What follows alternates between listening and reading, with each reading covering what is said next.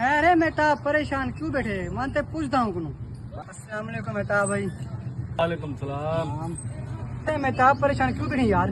बस यार क्या पूछती हालत, तू देख हालात मेरे देखी में बढ़ गए, रन रहे रोज लड़दी है, रोज में समझ फाका पौंदे, रोज कुटेंदी है, बस खराब थी गई, यकीन कर बहुत परेशान बैठा इंदा हल दसा में कहीं। अभी वाह बाबा बेटे पत्ते वाला सरकार जिलो तारा मसला हल करवा देना जिलो असी पत्ते तवीज ले सन मसला हल से सारा जदवा डोल हुने जुल तू ये तो मसला हल करवा। चलो। एने गामा सा मच्छर आ मैं अच्छा चलो मारो पे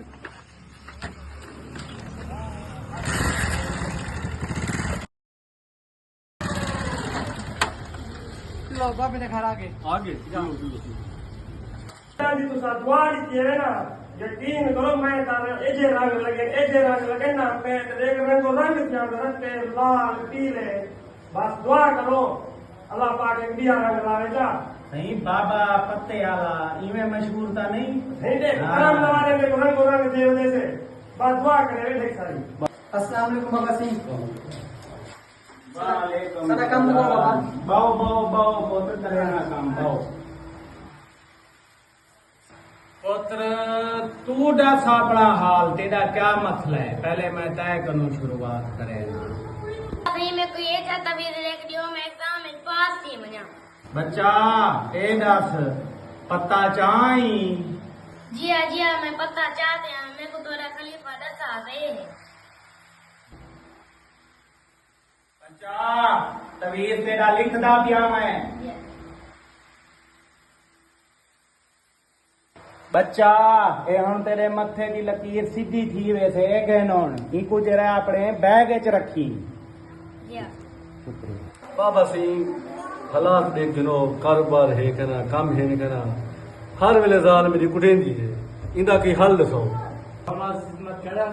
आओ आओ बाबा करो खिदमत गाले को। बाबा तेरा मसला लंबा है। अच्छा दूजे हुजड़े च झोलते बाबा तंग करे थे, हर मसला हल करे थे। बाबा पत्ते आला में मशहूर नहीं। जुल्लो वाला बाबा मसला हल करो, जुल्लो टेंशन बहु में उठी बच्चा वल तेरा मैं मसला हल करा। बाबा सही तशरीफ है ना गुजरे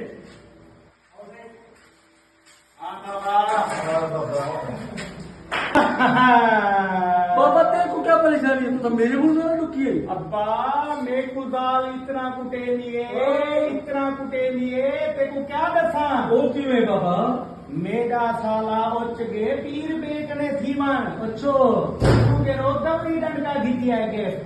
अच्छा तू दवरी डंड के लाल कुटे ना कर पता। अब्बा ते को आज सवेरे दी गाल दसा।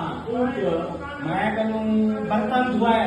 अच्छा मुझी मां ने दिता हर कप गिफ्ट। अच्छा ओ जो सिले थे टुट पे फिर देख लिया रोटी बेटा वे सारे मिले में तोड़े थे। हाँ